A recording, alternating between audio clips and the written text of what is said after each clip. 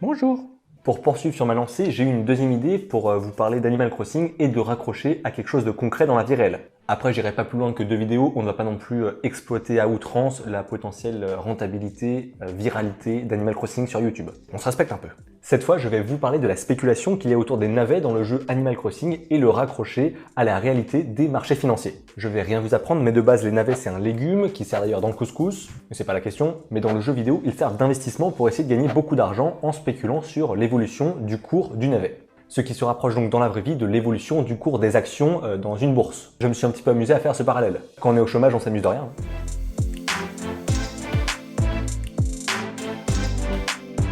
Je vous refais pas tout le topo sur Animal Crossing, dont le dernier opus est sorti sur Switch durant le confinement. Dans le jeu, vous devenez maître d'une île déserte, vous devez assurer son développement, créer des constructions, et pour gagner de l'argent pour réaliser tout ça, vous pouvez pêcher des poissons, chasser des insectes, vendre des fruits, et investir donc dans les navets. Tous les dimanches matins, vous pouvez acheter des navets à un certain prix.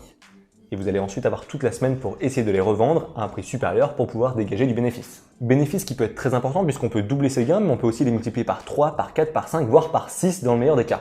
De manière générale, ces taux ils sont plutôt rares, ils n'arrivent pas toutes les semaines, mais avec le développement des réseaux sociaux, les choses sont allées très loin puisque dès que quelqu'un a un taux ultra avantageux, il le partage sur internet pour que les gens puissent venir chez lui, moyennant un droit d'entrée ou un pourboire. Animal Crossing est du coup devenu une machine spéculative où l'appât du gain et la volonté de gagner toujours plus est devenue une priorité. On a implanté dans le jeu vidéo les mêmes envies, les mêmes mécanismes qu'on peut avoir dans notre société. La volonté de gagner beaucoup d'argent, de gagner toujours plus et si possible sans faire trop d'efforts. Et de toute façon, l'évolution des cours, que ce soit sur les marchés financiers dans la vie réelle ou le cours du navet dans Animal Crossing, ils n'ont rien à voir. Parce que d'un côté, la vie, elle a un impact sur le cours des bourses, alors que de l'autre côté, sur le jeu, en fait, l'évolution du cours, il est codé, il est programmé.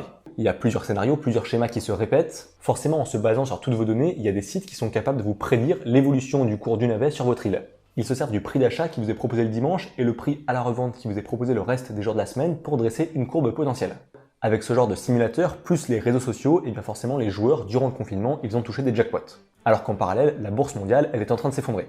C'est cocasse. Mais alors à quoi ça sert dans la vraie vie d'entrer en bourse ? Ça permet tout d'abord de faire connaître une entreprise et de se faire connaître auprès de potentiels actionnaires et investisseurs qui peuvent vous prêter de l'argent pour que vous puissiez vous développer. En contrepartie, ces personnes, elles vont avoir des actions qui vont leur permettre de toucher des dividendes, des pourcentages lorsque l'entreprise, elle va engranger des bénéfices. Sans rentrer trop dans le détail, il y a différents types de placements. Si on veut s'approcher de ce qui est fait sur Animal Crossing avec la volonté de multiplier ses gains de départ par 5, et bien dans la vraie vie, ça s'apparente à un placement à risque. Par exemple, ça peut être une entreprise qui part de zéro, qui part de rien et que vous pouvez trouver prometteuse. Si elle réussit et qu'elle explose, c'est le jackpot pour vous. Par contre, si elle échoue, eh bien vous perdez votre mise de départ. C'est le risque. Alors qu'un placement à faible risque, qui va même pas doubler vos gains, eh bien ça peut s'apparenter à un investissement dans une entreprise qui est déjà établie depuis longtemps en bourse. On sait ce qu'elle veut, on sait ce qu'elle vaut, on sait comment elle se comporte et on sait à peu près comment va évoluer le cours de son action. Alors dans un jeu vidéo, c'est de l'argent virtuel, donc vous n'avez pas grand chose à perdre, si ce n'est les heures que vous avez passées pour le gagner. Mais dans la vraie vie, on joue avec du vrai argent, et comme je vous le disais tout à l'heure, la vraie vie, elle peut avoir un impact sur l'évolution des cours sur les marchés financiers. On l'a bien vu, le coronavirus, il a impacté les marchés financiers, tout simplement parce que les actionnaires, les investisseurs, ils sont effrayés, ils n'ont plus confiance et ils n'ont pas envie d'investir de l'argent à perte. Et ces mouvements de panique, ils peuvent impacter l'évolution sur les marchés. On parlait donc de crise sanitaire, mais ça peut être aussi une crise économique, une crise financière, une crise immobilière, même la politique, des tensions entre plusieurs pays, elle peut avoir un rôle à jouer. Et en plus maintenant, à l'ère du numérique, un bad buzz peut aussi justement jouer sur l'évolution du cours d'une entreprise. Je vous l'ai expliqué, quand on investit son argent dans une entreprise, on va pouvoir toucher des dividendes, des pourcentages du bénéfice de l'entreprise. Il y a une autre stratégie quand on investit sur les marchés financiers, celle-là c'est pas de vouloir attendre les dividendes qui tombent dans votre poche, mais c'est d'attendre que le cours de l'action que vous avez acheté monte pour pouvoir rapidement la revendre et faire rapidement un bénéfice.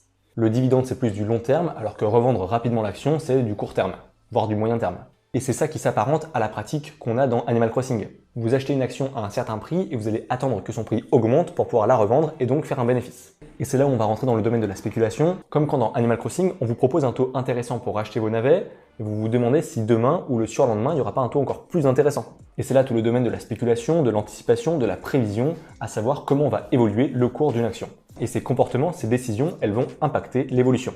Ça va être le jeu de l'offre et de la demande qui est une base en économie. Quand il y a beaucoup d'actions disponibles, eh bien en fait l'offre elle est importante, mais la demande elle peut être faible et donc du coup le prix est bas.